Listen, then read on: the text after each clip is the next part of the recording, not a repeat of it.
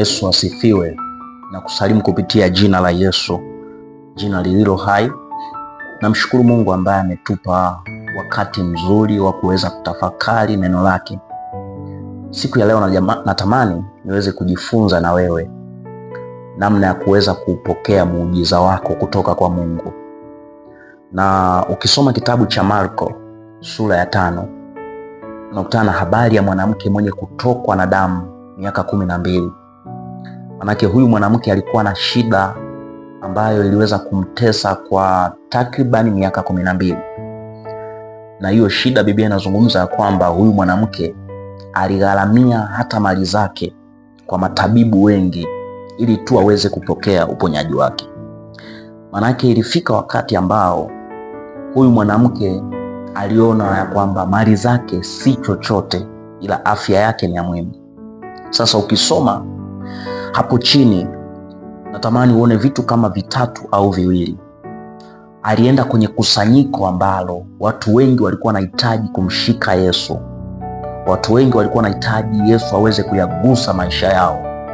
Watu wengi walikuwa wanahitaji Yesu aweze kuhusika asilimia zote kwenye maisha yao. Biblia inazungumza ya kwamba huyu mwanamke aligusa upindo wa vazi la Yesu. Na kabla hajagusa, moyoni mwake alisema, nikigusa upindo nitapona. Jambo la kwanza, unaweza ukawa karibu na muujiza au na mtumishi wa Mungu au na kanisa na usipokee mabadiliko. Kitakachokufanya au kitakachofanya Mungu aweze kugusa maisha yako sio kuwa karibu na kanisa. Kitakachofanya Mungu aguse maisha yako ni imani yako kwenye madhabahu husika au kwa Mungu. Kuna watu walikuwa karibu na Yesu lakini hawakupokea vitu kutoka kwa Yesu. Kuna watu wapo karibu na watumishi wa Mungu kamwe hawaji kupokea kwa sababu wapo karibu na watumishi wa Mungu kimazoea. Kitakachofanya uweze kupokea kitu cha kimungu kutoka kwa mtumishi wa Mungu ni imani yako kwa yule mtumishi. Ndio maana huyu mwanamke, licha ya kwamba watu walikuwepo wengi, alijisemea moyoni mwake. Na naipenda sana imani ya huyu mwanamke. Hakuomba ushauri ya kwamba mnaonaje nikaguse pindo la vazi la Yesu.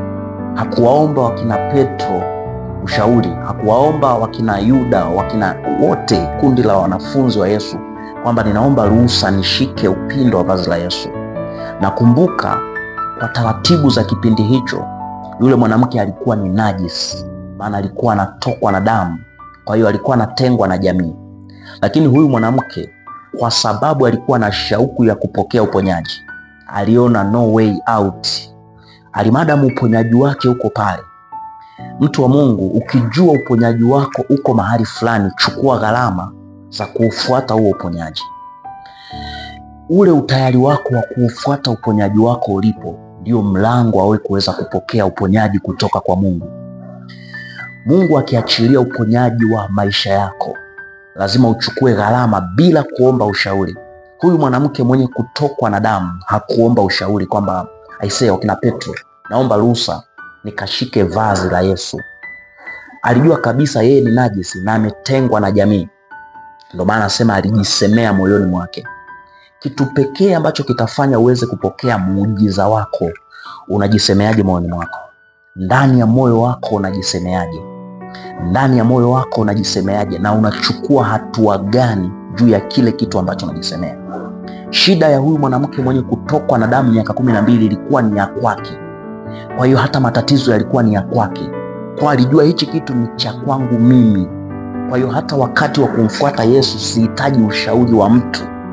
Kwa unapojua madhabahu fulani ndio imebeba majibu ya maisha yako, una nafasi kubwa ya kujisogeza kwenye hiyo madhabahu ili kuweza kupokea uponyaji wa kwako. Mungu ameshaandaa uponyaji kwa ajili ya maisha yako. Kwa hiyo huyu mwanamke alipokea uponyaji wake ni kwa sababu alipiga hatua ya kwenda kufuata huo uponyaji.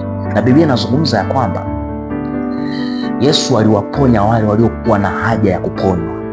Hakuponya kila mtu, alimponya yule mtu aliyekuwa na haja ya kuponywa. Kwa hiyo haja yako ya kuponywa ndio ambayo itafanya Mungu aweze kukuponya. Mungu hakulazimishi kukuponya, haja ya wewe kuponywa. Ndio maana aliwaambia watu, je, unataka kuwa mzima? haja ya moyo wako. Je, unataka kuponywa? Kwa Mungu yuko tayari kugusa maisha yako katikati ya sekta tofauti tofauti. Moyo wako uwe tayari kupokea kutoka kwa Mungu. Shalom.